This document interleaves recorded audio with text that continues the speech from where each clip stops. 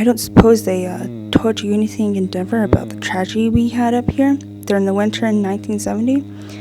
Well, a man named Charles Grady was the winter caretaker. He came up here with his wife and two little girls, I think about 8 and 10. And what I've been told, he seemed like a completely normal individual. But at some point during the winter, he must have suffered some kind of mental breakdown and ran amok and killed his family with an axe.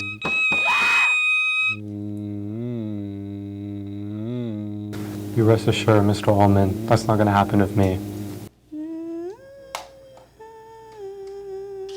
Mom, Yeah?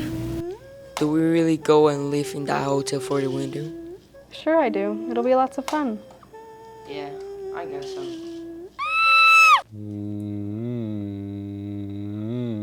For some people, solitude, isolation, then and of itself, become a problem.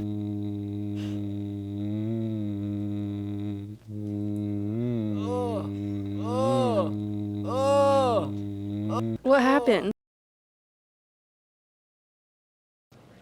I dreamed I killed you and Danny. You did this to him, didn't you? How could you? How could you?